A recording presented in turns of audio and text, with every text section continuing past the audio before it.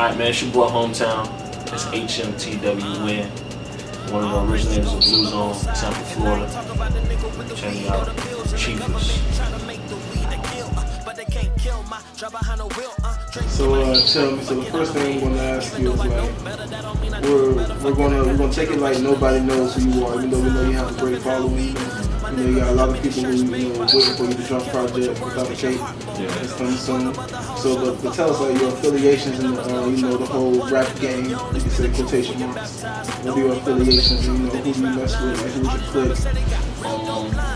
Affiliations. I mean, it all depends on like, I guess the type of affiliation. Like, you know what I'm saying? Like, I say, like, Blue Zone is like my crew. We all do music as like family, brothers. You know what I'm saying? But affiliations, I always say I'm affiliated with like local music. Those are like extended family. You know what I'm saying? Like, I can go over to St. Pete and we can just chill. Probably not even work on music the whole time, but just chill. Dope collection. Like, I look at Josh like my older brother. You know what I'm saying? So, but as far as affiliation goes, I know I met a lot of people just through music, through relationships with my brothers. You know what I'm saying? So it's just chilling in the studio, working on people's projects, advising, just conversations, having at parties or shows and whatnot. But you meet everybody in town. So I can say that it's easy to say that your whole like approach to like what you do musically is like organic really. It's like relationships that build over time and like it's not really something that's rushed. Yeah, I mean I tried to do that at first, but then I realized the less I tried not to do it. You know what I'm saying? Like don't try to make it organic. Yeah, it just happens. You know what I'm saying? It just happened. You know what I'm saying? Just working and people want to be a part of something that's quality. You know what I'm saying? I mean, I like to just chill and just ask questions to figure out the type of person you is. You know what I'm saying? So that's so with that being said, what type of person are you then? Like, would you say like if you're somebody who met you and you explaining yourself to someone else like who you were, what type of person do you see yourself as? I mean, I think the type of person I see myself as is like, I feel like I'm an old soul mixed with like a kid at the same time, which is why I feel like I can relate with everybody. You know what I'm saying? Like, usually I'm probably like the oldest person in my crew, 26. You know what I'm saying? But at the same time, we all grew up in the same era and we all can relate to the same stuff. So it's like, I might be real cool with an artist that's like 19, like a Marco from Orlando. Me and him chat on occasion, you know what I'm saying? It's like, hey man, how you been? Like, blah. He like 18, maybe 18. But at the same time, I'm cool with Ja, who's, I don't know how old he is, he never told me his age, but he's clearly older. So how did you really get the name Hometown Hero? Even though I know it's Hometown now. Yeah, but I mean, I nobody gave me a name. I clearly sat at my desk at work, and at the time, I think the whole Gym Class Heroes had a song out at the time. It's like 09, and I was like, you know what? I like the way that just comes off the tongue, like Gym Class Heroes. So I'm like, what can I call myself? I said Hometown Hero. So at the time, I ain't never did no shows. Hometown Hero sounded tight. Got to start doing open mics. They'll call my name out. I'm like, that shit sound lame. It's like, whatever. Maybe I just had to get used to it. Got used to it, and then like as of this year, I just like no one never calls me Hometown Hero. They just say Hometown. That just developed. So I just went with that. That definitely makes sense. No holes in that at all. So with the whole like I bring up the whole Hometown Hero thing because the name of the album or the project that you have coming out is Without the Cake. Yeah. So it ties into the whole hero thing. So tell me how did you come up with the whole project title and all that? That's a long story, but long story short, I originally at the time, which I say around late 2012, I had just released a project called No More Heroes, which was the second project I put out. The first one was The City Zone.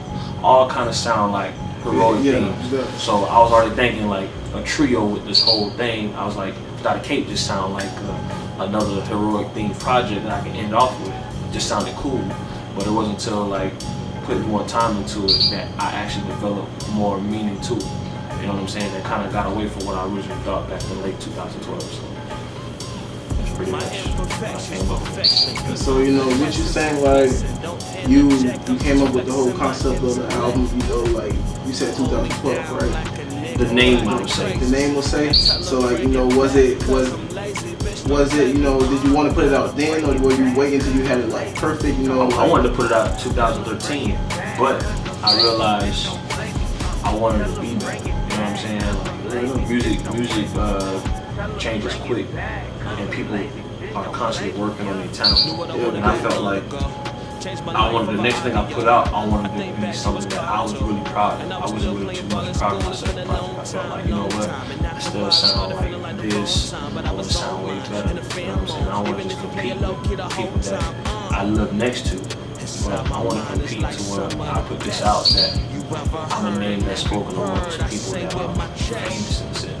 And one thing I'll say is that from 2012 to 2013, it was a big influx in the way that music was like being given to us, like the way that music was being made. Like people they just were doing different things. You feel me? So it's like that would make you want to change up, you know, the way that you just like you look at it. Maybe not the way you move, but just the way you look at it, like your whole project. Yeah, I actually just like just learned. I took a look into other things. Like most artists, most rappers nowadays, they always say like when they first started, they was writing poetry. I'm not gonna lie to you and say I was writing poems or nothing like that, but I did take an interest in poetry after dating this girl around that time. And that's something I just like. I like the way spoken word artists portray their art. Like the way they perform and stuff was like, damn, I could really like include that into my style. You know what I'm saying? Just the way they convey emotion with their content. And at the end of the day, we all doing the same thing. So I was like, you know what?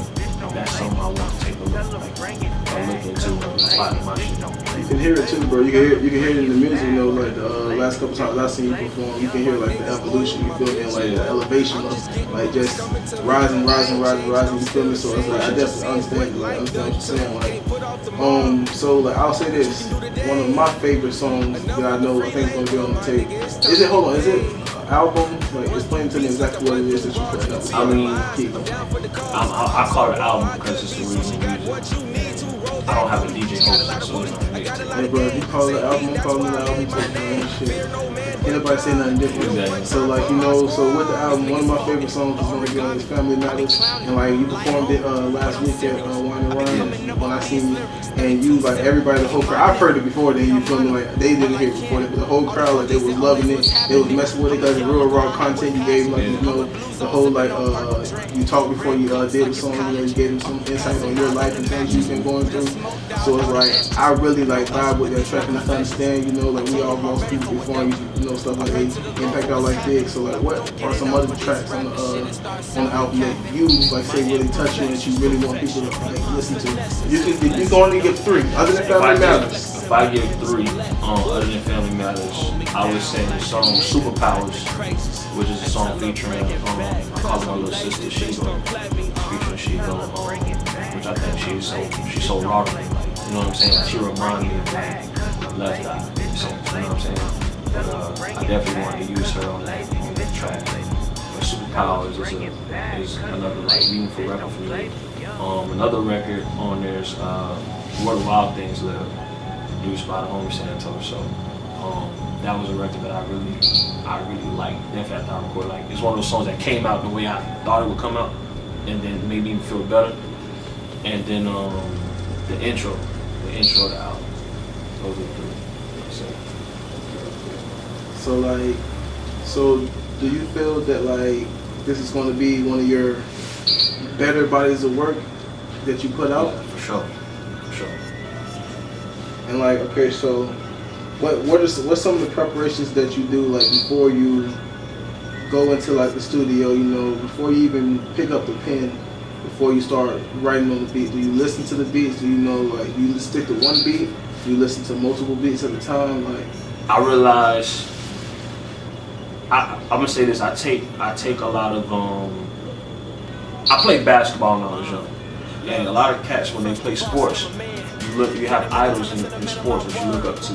So say if Kobe said, I shoot 1,000 shots every practice, most cats that want to be like Kobe, they shoot 1,000 shots. Because they say my favorite did that. So like, I watch interviews with some of my favorite artists, and they talk about some of the ways that they prepare for when they perform or when they record.